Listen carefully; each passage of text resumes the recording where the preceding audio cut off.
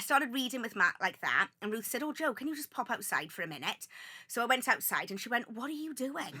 And I said, "I'm trying to do a Cardiff accent." And she said, "Well, that's not what one is, so just stop doing it." Joanna Page. Hello. Nice to see you for the second time today. Now, normally I see the guests when they arrive. Yeah. But I saw you walking around in what can only be described as a trance-like state. We're in King's Cross, and to say you looked excited would be an understatement. I got out of the car and I didn't have a clue where I was because I don't pay any attention to maps or where I'm going. So I got out and was like, oh my God, I'm in this pocket of London.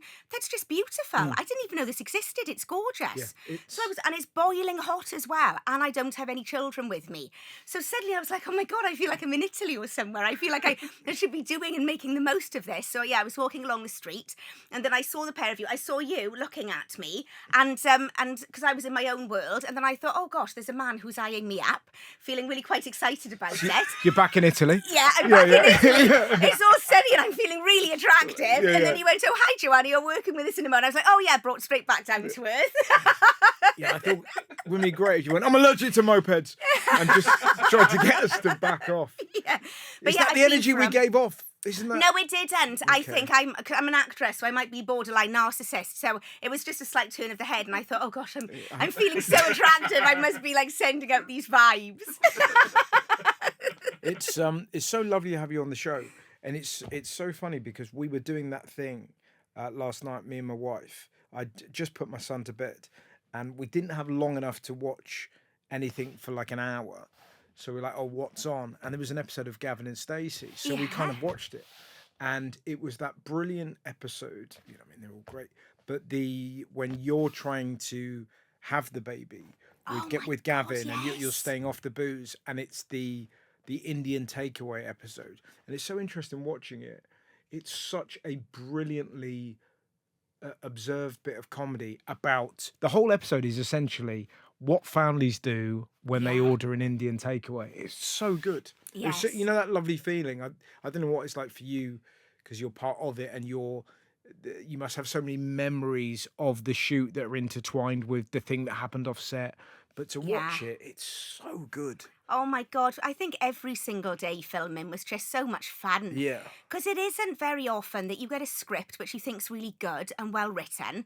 You love your character, you love the people that you're working with, you genuinely find it all funny, and so you're just messing around all day and trying not to laugh at what they're doing. Yeah. But I mean, and everything is just so true to life. Because I mean, you know, with the takeaway scene, I mean, and me as a person, I don't like sharing any of my stuff, and I will have a chicken korma. That's my favourite, but I do like to balance it with a prawn jalfrezi for a bit of bite. Yeah.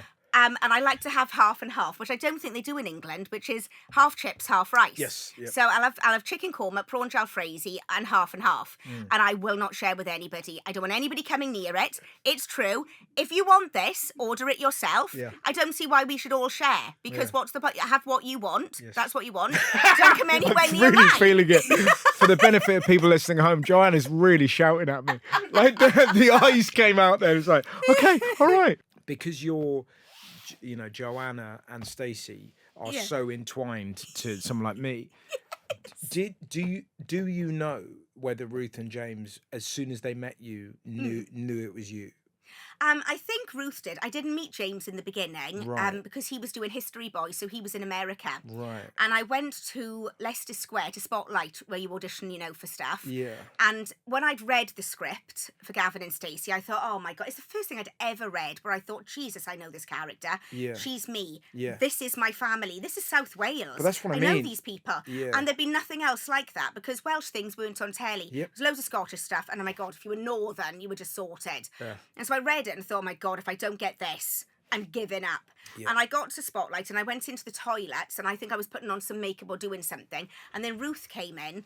I didn't know her, but I'd recently been watching her in Nighty Night, you know, with Julia Davis. Yeah. And, oh my God, and I just thought she was amazing. And her character of Linda, I mean, I just loved Nighty Night. So she came in and went, oh, hello, Joanna, nice to meet you. And I went, oh my God, it's lovely to meet you, Ruth. I just think you're amazing. And she said, oh, well, I think that you're great too. I love your work. And I was like, oh, I love you as well. And I can't remember what else I must have witted on about. But she said she came out of there and then went into the room to see Chris Gernan, who was our director. And she said, I've just met Stacy in the toilets. And then I went in and all I talked about Well, oh my God, yes. I'd missed out on Dirty Dancing. They were doing the musical of it in the West End. I got down to the last three and I'd missed out, and it had been traumatic because musical theatre auditions are horrific. And oh my God, and it had just gone. And that had happened 2 weeks before the Gavin and Stacey meeting.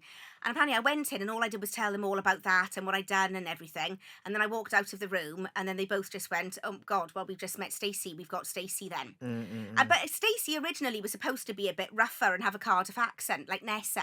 Right. And then Ruth said to me, I don't think they thought about her being Swansea and a bit sweet as well. And for my next audition, when I had to go back and read with Matt, Ruth said, can you do a Cardiff accent? And I didn't have the internet. I didn't have a computer or anything. And so the only way that you could really do accents was go to Warren Street Station, to this bookshop that used to be there. And you used to have to go in, get a cassette tape with whatever accent it was, put it in your thing and, just listen to that. I couldn't be asked to do that. So I thought, I don't know what a Cardiff accent is like. I'm going to make it up. So I went back to read with Matt and I walked in and I ended up, it must have been like a Valleys accent, because I thought if I'm going to do a Cardiff one, it's going to be all a bit like this and just a bit Welshier. And I started reading with Matt like that. And Ruth said, oh, Jo, can you just pop outside for a minute? So I went outside and she went, what are you doing?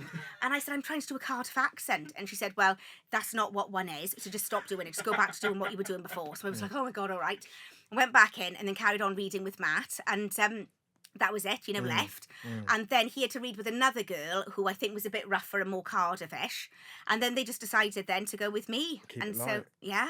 And so Stacey was quite sweet and Swansea, but with still a bit of roughness and dirtiness underneath, because that's what I like about the first series. Yeah. The Stacey's sweet, but she's still a bit rough and sexy. Do you feel like you're like a representative of Wales now, like all of you? But that must be very, very strange, because there's such, there's a British pride to that show, but I can't imagine what it's like in Wales. Oh my God, it must is be amazing. But you must feel like the nation has its hand on your Completely. back. Yeah, it does feel amazing. Because in London, I mean, I've been living in London since 1995, and you see loads of different actors and stuff in London, and everybody ignores everyone. And say you get off the train and you're at Cardiff Station, it honestly is like everybody is there and everybody just gives you a warm hug, and it's just like, oh my God, I'm back where I belong.